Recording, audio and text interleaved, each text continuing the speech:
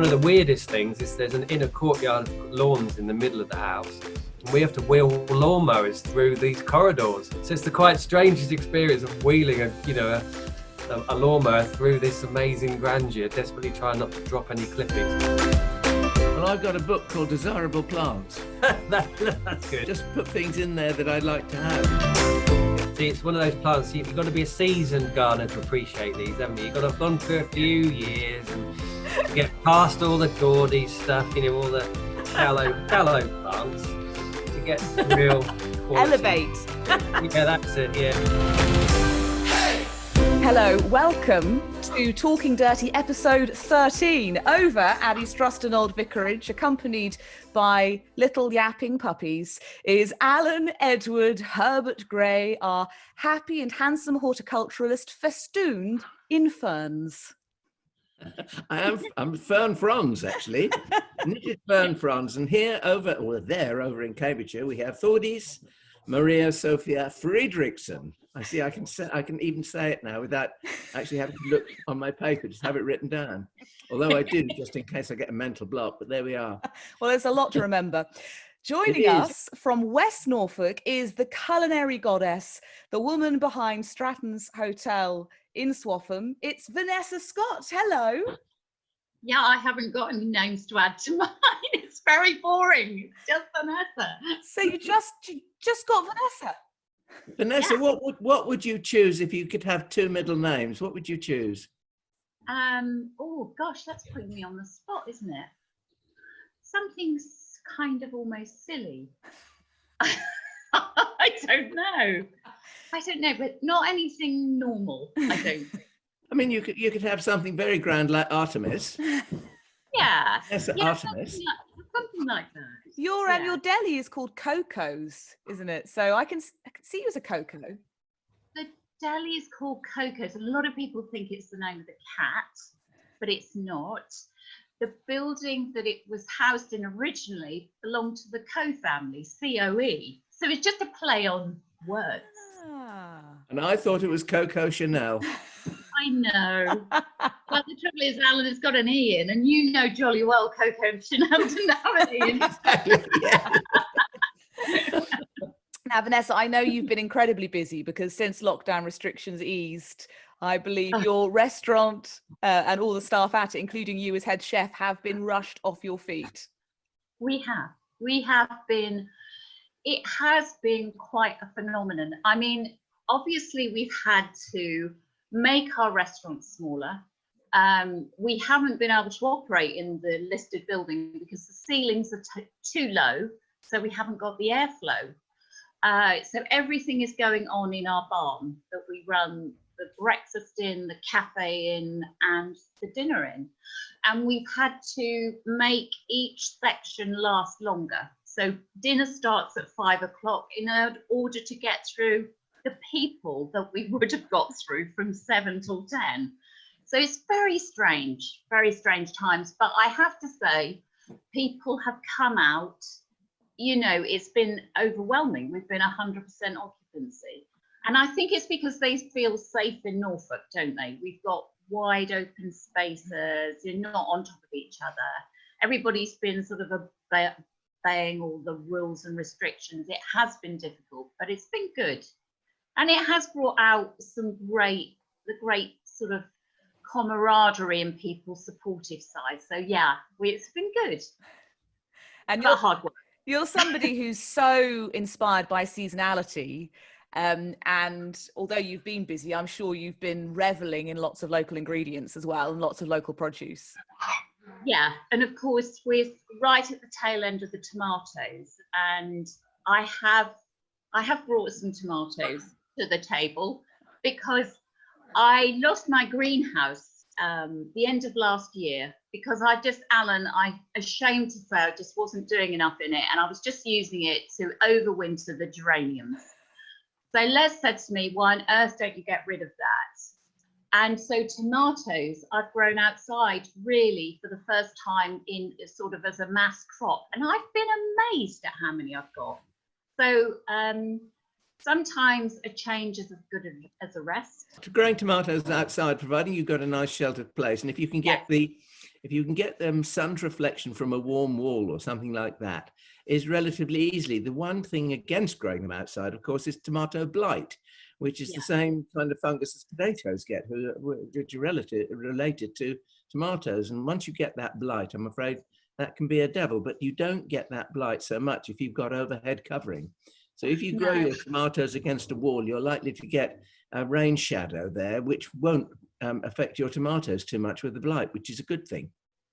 Yeah, which is luckily what I've had. And obviously from sitting alongside you guys for so long, I have all that kind of knowledge. So I've grown them in a courtyard. I've got the overhang.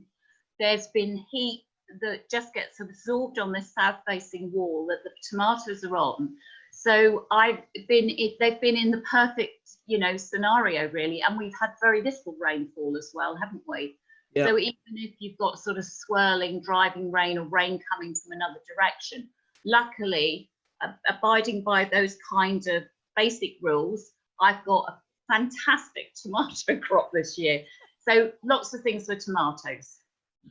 And as a chef, what varieties do you find yourself going for time and again?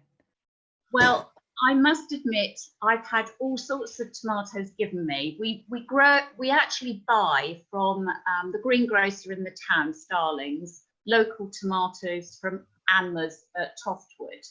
But I've also grown this little chap, Red Alert, which is a bush tomato, simply because, and these are the last that I have. I've grown those because I wanted to do a bush tomato, and I had troughing off the floor so the dogs couldn't get to them, because I too have a dog, well, a couple of dogs, but one is extremely naughty and does like digging plants up. So if any of the tomatoes drop before I pick them, she's always had them, but they are up off the ground. And yeah, Red Alert has been the one I've really enjoyed this year of all the ones I've grown. So yeah. You've reminded me, we used to have a Labrador when I lived with my parents, and we had a really, or I still have, a lovely sun-drenched sheltered corner right by their back door. And one year my mum grew really lovely sort of shrubby tomato plant there. No idea which variety, but very tasty. Took us ages to realise that our crop was being seriously depleted by the Labrador, that just every time she went in and out of the garden would just snaffle one or two cherry tomatoes. Yeah. We had a Labrador too at the hotel when we first arrived, and she had a penchant for Victoria plums, and she would go and pull them off the tree so she wasn't caught red-handed, and go to another part of the garden to eat them. It's really funny. What I loved about tomatoes, and I've been having tomatoes for my breakfast for the last 6 or 8 months, I suppose, and it's a lovely piece of seedy bread toast, which we cut ourselves from the loaf, so it's a nice thick slice. It's not a sort of a spindly little slice that dries out before it toasts properly. So when you toast it, it's still moist in the middle. And I just like to pop the tomatoes into a hot oven with a little bit of olive oil on them and let them the skins shrink. And then if they get a little bit of blackness on the top, which is caramelization, that adds to the flavor, and it's absolutely delicious. And I cook them in the morning because I do that for me, and Graham has scrambled eggs and stuff like that. And I just love those tomatoes on toast. That's all I have. It's part of my 5 a day. In fact, it is. I think it's an ingredient it would be hard to live without, tomatoes in your week, because I agree with you that, and especially doing what you're suggesting, you just get the most amazing flavour. It's just incredible.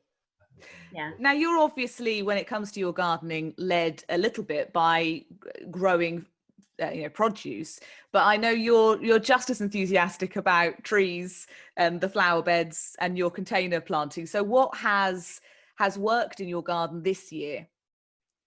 Well, the most exciting thing we did this year in lockdown was we planted 2 mature grapevines called Red Globe.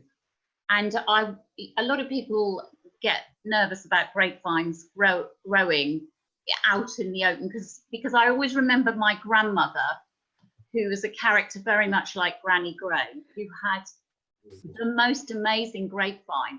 It was grown outside the greenhouse, and then went up into the greenhouse, and she looked after it, and it had the most fabulous grapes. I have no idea what those grapes were. And sadly, the greenhouse, and although my uncle still lives in the same house, the vine's long since gone. But I know my dad brought it as a graft from Catton Court, which was a house in Catton, long since pulled down, unfortunately, in the 60s, when there were, you know, you could do that to an old building. My parents lived in there with my aunt and uncle. So I really wanted, because of this grapevine that I remembered, I really wanted to get a grapevine in. And a grapevine's a great idea for creating a canopy that in the wintertime is no longer there. So you still get light come through it. So that's been our project for lockdown project. And we created a new kind of like terrace under this. And that's been fantastic. The only sad side of it is that I did get mildew. Yeah. And I wanted to look for an organic solution to that, and the one that I came up with, which did work, so the grapevine then started again, because you obviously get leaf damage and leaf drop, and you worry about those sort of the shoots not then growing the way you want them to grow, because obviously they become woody for the next year. I found that so if you watered milk down, whole milk, so 1 part milk to 10 parts water, and sprayed it, that does work. The only downside of it is doing the spraying, because you do end up smelling disgusting, because however hard you try, you get covered in milk, and then within an hour or so, you smell like this rancid creature. So, whenever I'm going to do that, yeah. I've got a little tip for you. If you use pure Jersey milk, it doesn't happen. Oh, that was a lie, by the way. You're so sneaky. And I fell for it. So did I. Well, anyway, that seems to work, but I hope next year I'm onto it earlier, because I unfortunately just let it get too. And I don't know whether you found this in your garden, Alan. This year was not good for things like mildew. It was, I suppose, ideal conditions. It was very dry. I mean, I think that was the problem. We went for such a long time without rain, and we had 2 periods. A period in early summer where we went for about 6 or 7 weeks without rain, and I mean the grass was completely brown in some parts of our garden. Then we had sort of a week of sort of not a huge amount of rain, but just enough to turn the grass green. And then what did we get? Another period of drought. And that is the great enemy of plants that are susceptible to mildew, because it encourages the spores to proliferate and to infect our plants. So the only thing you can possibly do is maybe water your plants a little bit more as well. And I think as well as watering them at the root level, it helps to mist them as well, mist them with a spray of water as well. Yes, I'm going to do that religiously next year. But, you know, you live and learn. It's like everything, isn't it? You know, you live and learn, but you're absolutely right. You've hit the nail on the head with that one word, Ness, because it is doing it religiously. I mean, you know, some of these lovely organic pesticides we have on the market today are very good, but they have to be done regularly and religiously. And if you don't do it as a regular every 2 days or 3 days or something like that, they don't work. No, and you end up stinking of milk as well. I'm excited to hear about your terrace, because I was following this on your Instagram stories during lockdown, and you are very lucky that you and Les are both so handy. You're so capable, and you have so much get up and go. I did feel very guilty though, because I seemed to be doing all the talking about what Les was doing. Sometimes he was doing it in the early part. We had really dry weather, but then we had about a week of solid rain, and that was when he was putting the posts in, because he said the best thing to take the grapevine vines would be wire, like they do in a vineyard, a commercial vineyard. So we had 4 posts put in, and would you believe 3 posts went in absolutely with so much trauma, because we really didn't know what was in the ground. We found the edge of a well, We found various concrete obstructions under the ground. And there was only one post that went in with no problems whatsoever. So it was a labour of love, but it was also a great way of getting rid of an awful lot of rubbish, builder's rubbish that we have stored at our house that's come from the hotel. Previously was in the barn that now operates as a sort of eating area. All that stuff came down to our house, and it just drove me mad because, you know, what do you do with, you don't want to throw away York stone or old bricks, but you can't just have them, you know, just gradually getting bigger and bigger in your garden. So I'm pleased to say we've used up quite a bit in this terrace.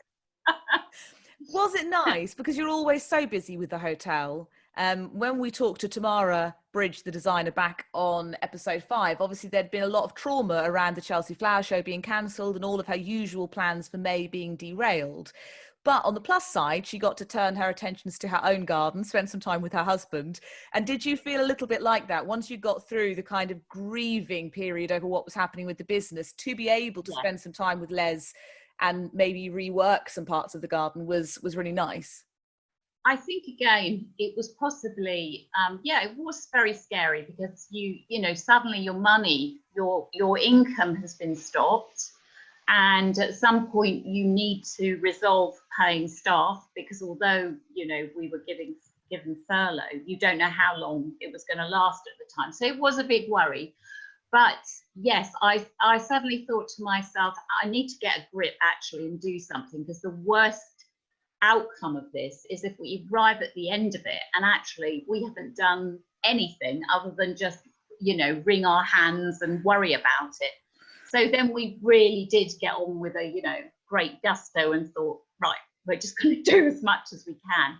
So I did dig over half of a huge vegetable potager, which is not in the ideal spot in this garden. The previous people put it in, and bless them, it looked beautiful when we came here, but it's in a frost pocket, so it never worked for vegetables, and it's miles away from any water, so it wasn't practical. So I decided I was going to dig half of that over, or try and do the whole lot, but to dig it properly, as Alan will know, by hand, it was covered in brambles, Oh gosh. nettles, mare's tail, and ground elder. So it was quite a labour of love, but it was very satisfying. And actually I got really close to my hens during that period of time, because they started off being very sort of skittish and not coming near me. By the end, they were all under my feet waiting for the next worm. So I found that wonderful, because I don't get enough of that time. So that's where a garden, you know, we're so lucky to have gardens. So yeah, I kind of loved and almost felt resentful we were stopping. You know, we got to go back to work, but reality kicks in. So you dug over what had been this frost-pocketed potager. What are your plans for that area? So I dug in, Les brought me lots and lots of bins of compost from the hotel, and I dug that in. And before I walked away from it, it was pretty obvious there were things like courgettes and marrow plants coming up. And I thought, do you know what, I'm going to leave them. I'm going to leave them because I know they will kind of crowd out the rest of the weeds. I've been weeding it, so we've got butternut squash, courgettes, marrows, all on the plot. And what I'm going to do with it early spring, and I was going to ask you about this, Alan, is actually turn it into more of a wild meadow lawn, you know, with naturalized plant wildflowers in it, because it's down in a part of the garden away from the house, which it would naturally then merge into the woodland, and it makes a lot more sense for it to be more wild. But obviously I would be able to manage it by putting the mower over it perhaps once or twice a year. Vanessa, do you have, is it damp at all? It is damp. Well, you know what, you've got the ideal spot to have a buttercup meadow. Oh, really? Yeah, and I mean, if you and think, actually we do have buttercups down yeah, there. but if you think about it, you can have buttercups.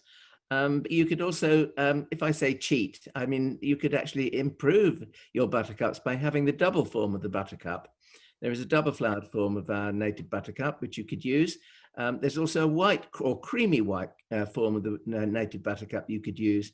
And the other thing that occurs to me that you could use something called cuckoo pint, which I remember as a child used to grow on the water meadows, which has little sort of creamy, slightly mauvey white flowers in late spring, early summer.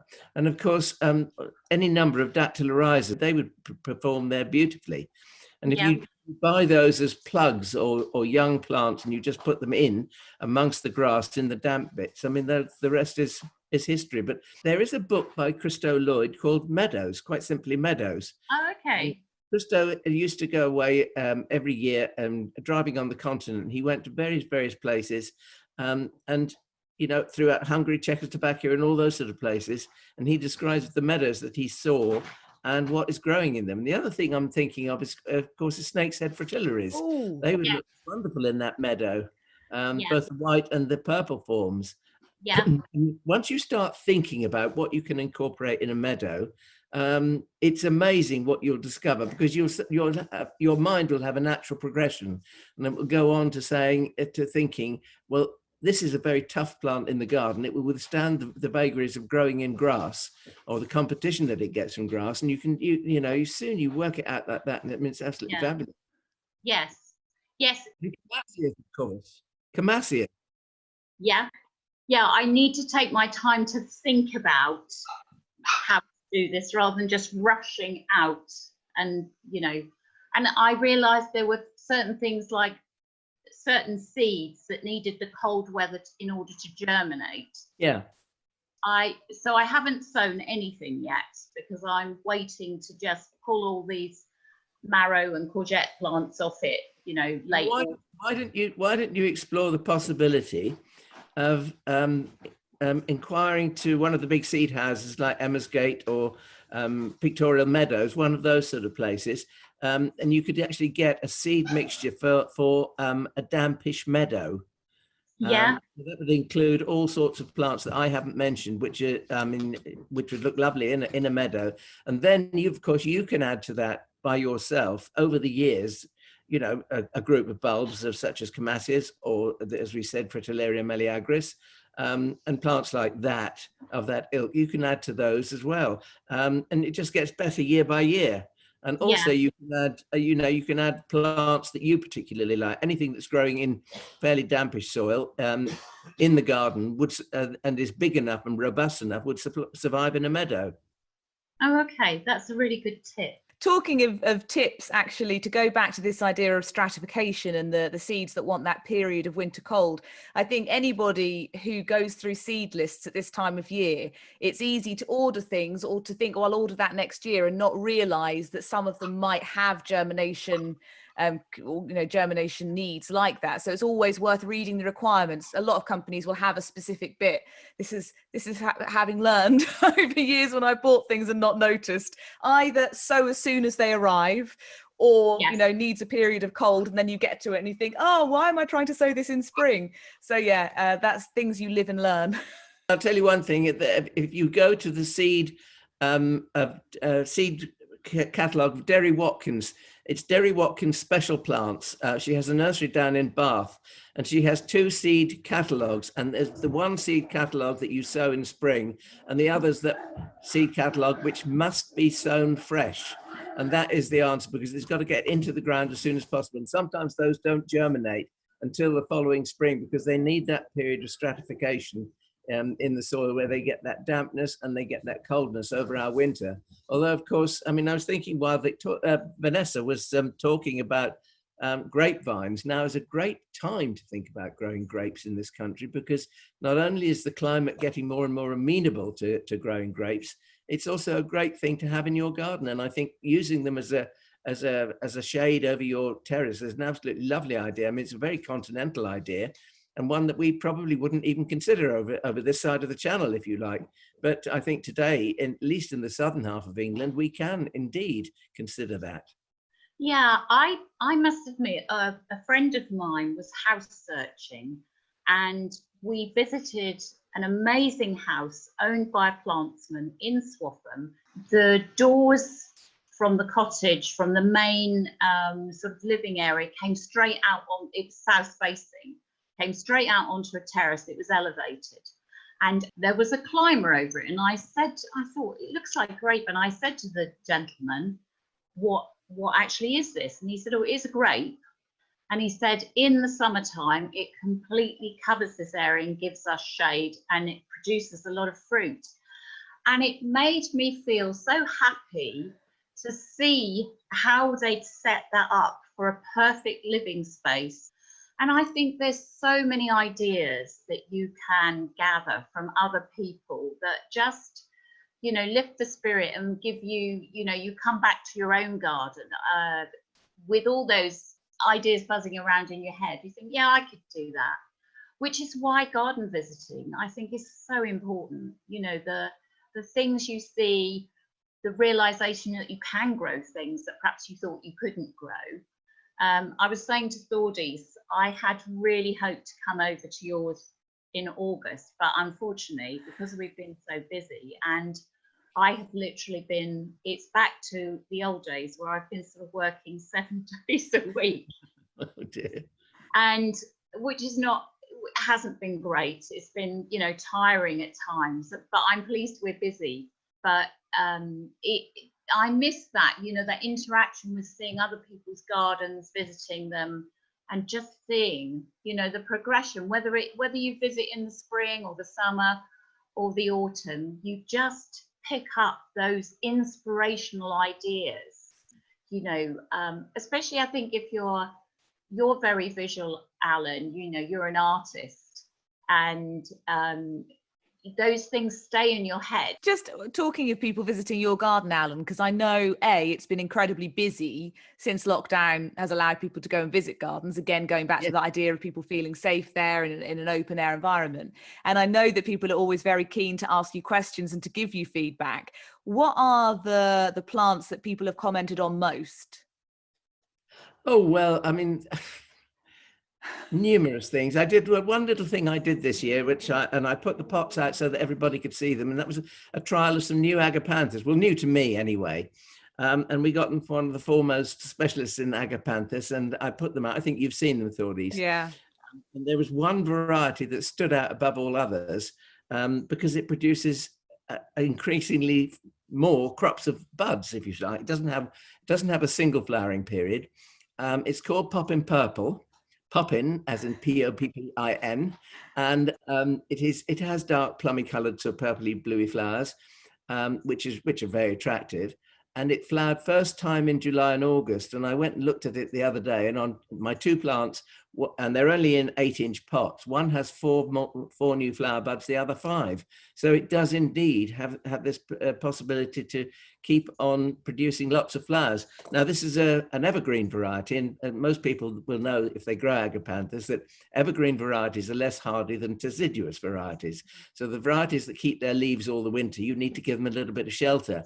And I think this is well worth it. And the other thing that occurred to me is that if you start this into growth with a little bit of heat, or even in a cold greenhouse, which warms up much quicker than outside in the open garden, if they're in there and they start into growth early, and you put them out when they've got their first flower buds about, I don't know, 30 centimeters, 45 centimeters tall, just as they're about to open in, you put them out into your garden, you could possibly get 3 bouts of flower from a single plant.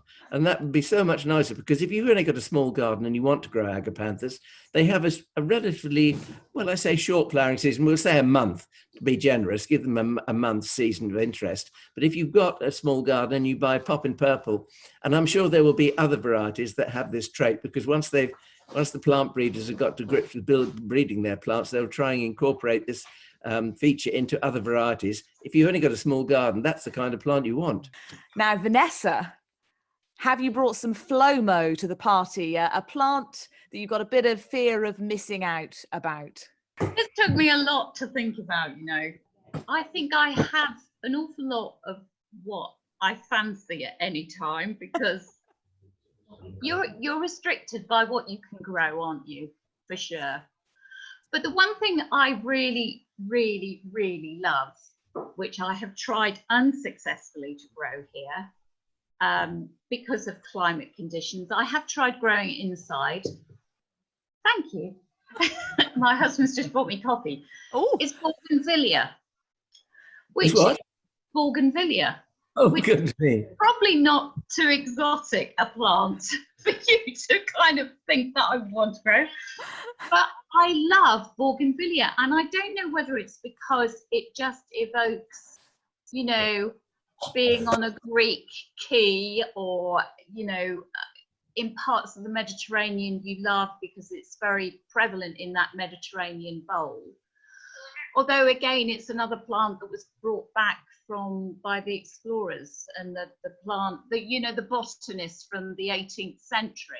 Yeah. But I really wish, I'm sure you have Bougainvillea in one of your greenhouses, don't you? do you have it in your orangery? That's what I You, think. you remember seeing it yesterday? Yeah. Yeah. I went to play with the puppies and spent about as much time admiring your houseplants. Yeah. Vanessa, she said, Thordy said to me, you do houseplants on a big scale, don't you? Another We do level. everything on a big scale.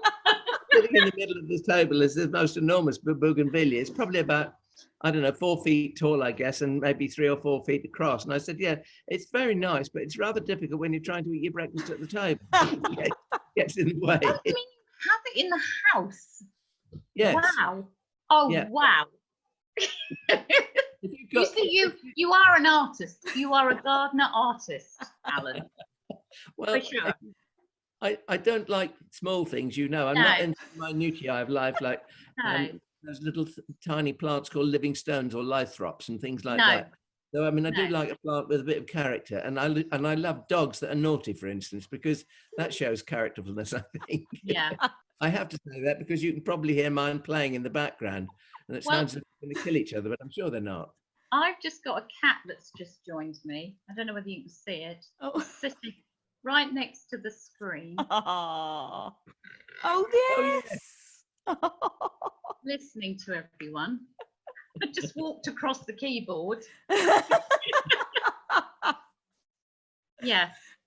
So if we get cut off, it's the cat. I mean, Bougainvillea, that is, I wish I could have that in my house. What a statement plant. What a thing to just add vavavoom to a house. Yeah, it certainly does. I have tried growing it in a small glass lean-to that we have, but it was neglected. They like to be very dry, don't they, Alan? They don't like to be overwatered. I suspect I overwatered it. You probably might have done because during the growing season, they're like any other plant. They'll drink copious quantities of water, and if you don't water them enough, of course, all those beautiful bracts, because it's Yeah. the bracts that show the colour, not the flowers. The flowers No. are the things within the bracts, but those beautiful bracts will drop. But if you want to keep them in good condition, I mean, it's that old adage that confuses so many people: a moist but well drained compost. Yes. Yes. So Yeah, you you know, probably- I know exactly what you mean. Yeah. I suppose don't- when the sun's shining, I'm watering mine every other day. If it's a dull day, like it's a dull day today, I suppose I water it about once every 5 days. But you've got so many children to think about. How do you do it? How do you balance it in your head? All those things dependent on your care. I don't know how you do it. I don't think about it, to be quite honest. I just do it. I mean, it's like watering. It's like watering a greenhouse. I've got a bench in the greenhouse, which is entirely precious to me, and it has lots of plants growing in it that you won't find easily. I mean, they're things I've acquired over the years. And lots of them are bulbous plants, and they're winter growers, so they come probably from places like South Africa.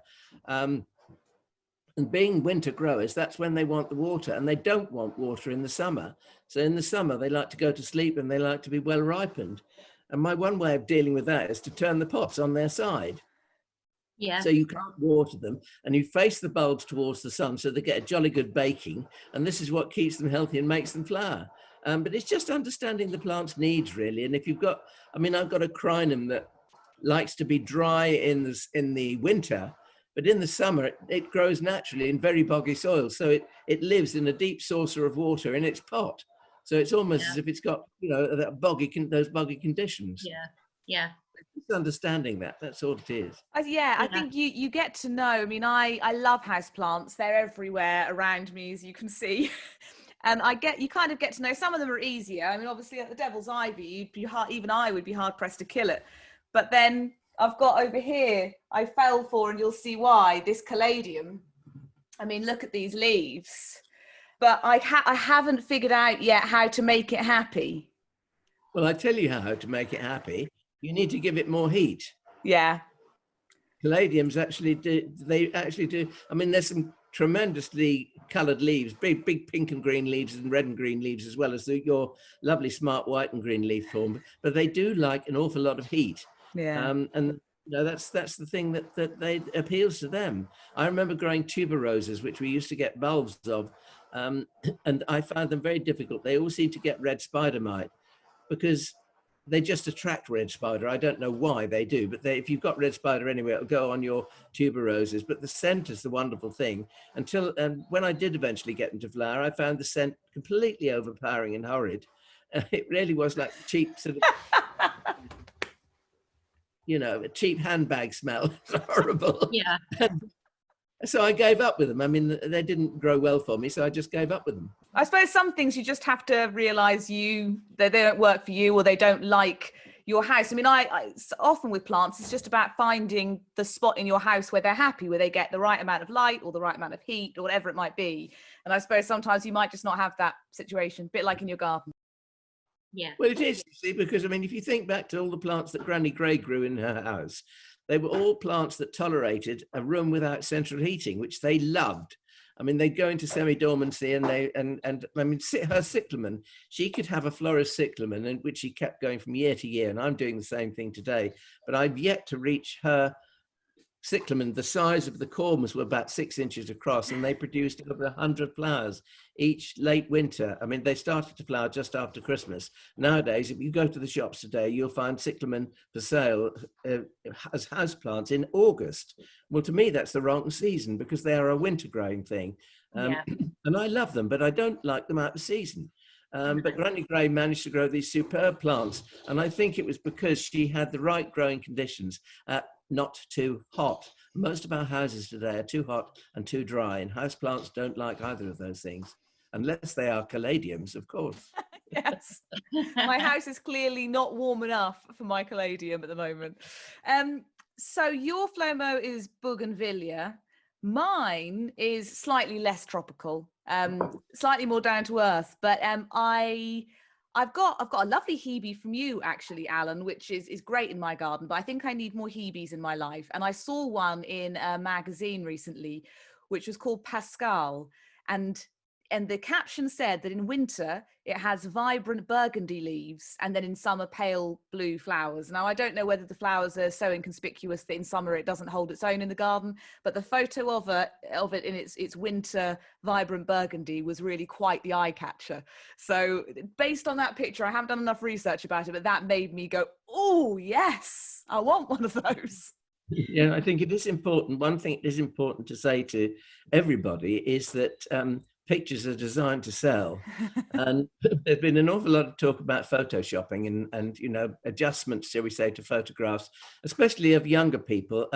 So they may not be as perfect as they look on the screen when they've had their waist sucked in by 3 inches, and the top half bulged out, and their eyes remade up, and the cheeks get slimmed down, and all that. So you're not looking at the real person anymore. And I think that's a shame. But the same thing happens when people are trying to sell plants, and they enhance what they want to enhance, and they slowly pull back on what they don't want you to see or know. So I think it is well worth doing your research and finding out what these plants are like. Do you have any hebes, either of you, but I suppose Alan in particular as the grower of all the plants, any hebes that would tick that kind of winter box of bringing a bit of luster to the border in winter? There's a whole range of hebes that have colourful foliage. If you actually look at the various kinds of hebes there are, there's a lovely one called pewter dome, And pewter dome, it looks almost like a little fat rotund conifer. It's got very tiny sort of leaves in along the stems, but it is this lovely colour of grey. And in really cold weather, which we don't seem to get anymore, those leaves get a little red edge to them. So, I mean, they get the pewter and red edge. In fact, there's a hebe called red edge as well, which has red edges to its leaves. There's a huge number. I mean, it's quite interesting if you go to, shall we say, somewhere like Cambridge Botanic Garden, you will see hebes used there in the Botanic Garden, which are probably not for their flowers, but for their foliage, because they give that piece of interest in the winter, which is, I mean, it's lovely to have a little bit of structure in your garden in the winter and not look at bare soil, isn't it? And anybody who is looking for winter interest, the Botanics have a wonderful, well, they have a scent garden. If you're looking for that, they have a winter interest garden as well. I mean, loads of different things. It is a wonderful place to visit. But yeah, that winter one for both scent and for foliage and flower at that time of year is a real inspiration. We had a chap in the garden the other day who works in the winter garden at Cambridge Botanic Gardens, and he said, "I can't believe this." I said, "What do you mean?" He said, "I'm walking around your garden here, and I thought I knew about plants, but there are so many plants that I don't know about." So we then spent the next half an hour going through his camera so that I could identify the plants that he'd seen growing in here, which is something that's a little bit of rather nice, isn't it? The fact that I'm growing things that a trained horticulturist has not seen before. Mind you, it's not in the winter garden, I know, but I mean, in general, he has a huge interest in plants. And I think he's going to have a season ticket next year because he said there's so much to see here. And it's only a short train ride, isn't it? 60 minutes, about an hour from Cambridge to Norwich. Now, Alan, what's your FLOMO? Well, my FLOMO is an easy FLOMO, and anyone can get this FLOMO. It's a parrot tulip. And it's a parrot tulip called Rasta parrot.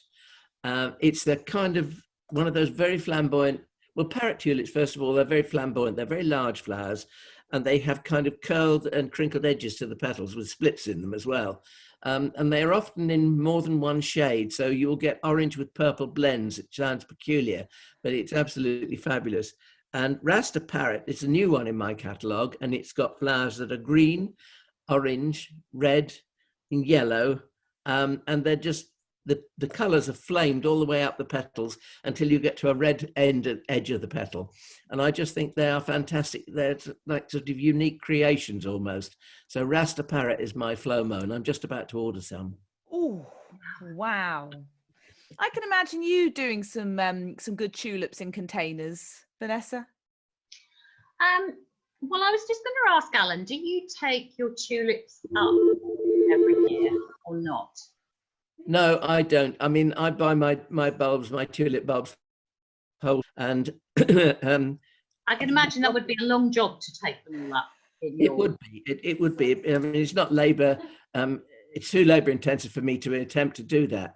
So what I tend to do is we dig them up and we shove them into sacks, and I give them to the local schools or the WI or anybody else that wants them.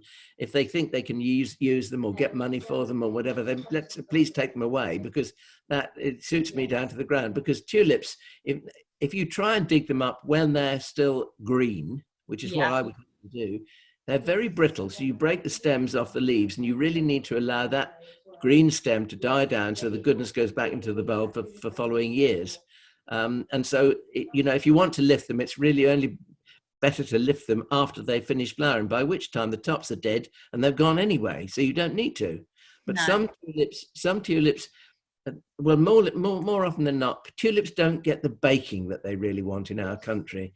They probably would have done this summer, but they don't normally get it. They like to be really baked and in a very hot, dry soil for a period of about 6 weeks during the summer, and that initiates flowering for the following year.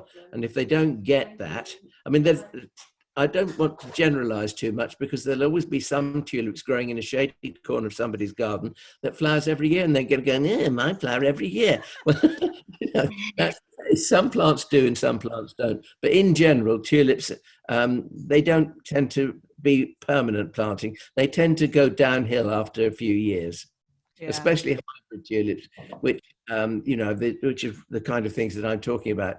And parrot tulips and all the tulips that we get are grown in bulb fields in places like Holland and Belgium under specialized conditions. If you go to the bulb fields and you see hyacinths, you'll probably be surprised to see them hyacinth fields being watered nearly every day.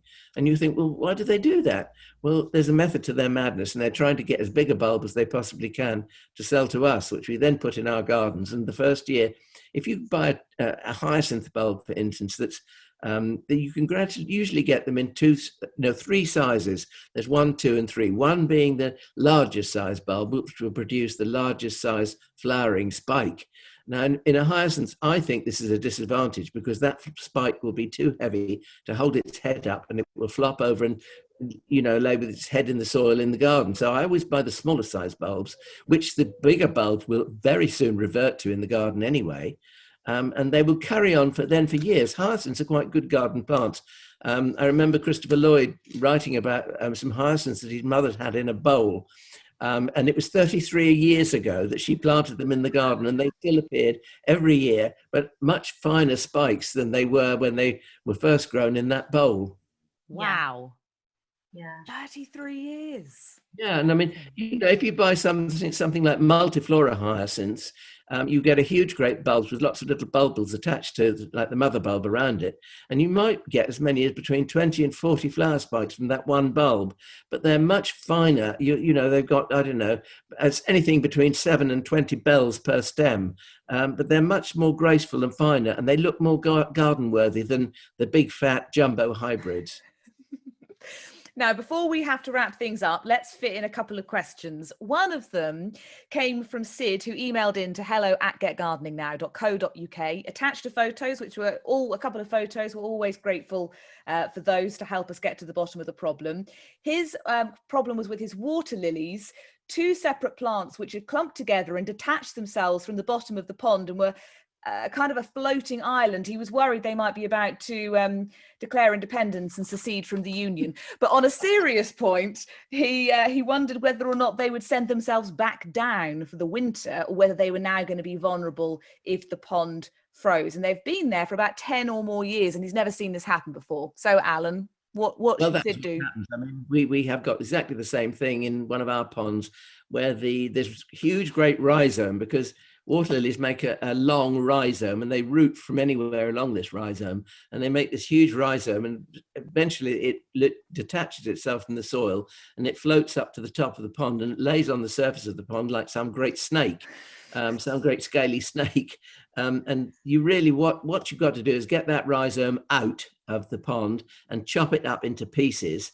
That would be my solution to the problem. I then plant those pieces into a pot, some kind of plastic pot, or even a water lily basket, depending on the size of the pond. I mean, a water lily basket is probably big enough for most people, but in one of my large ponds, I use large shallow pots, but I put wire around the pot over the rhizome to make sure that the rhizome stays where it's supposed to be. The other thing you could try doing, if the pond isn't too big, you could, and if it's got mud and silt in the bottom of the pot, you could buy a roll of builder's lead, which you can get in various weights.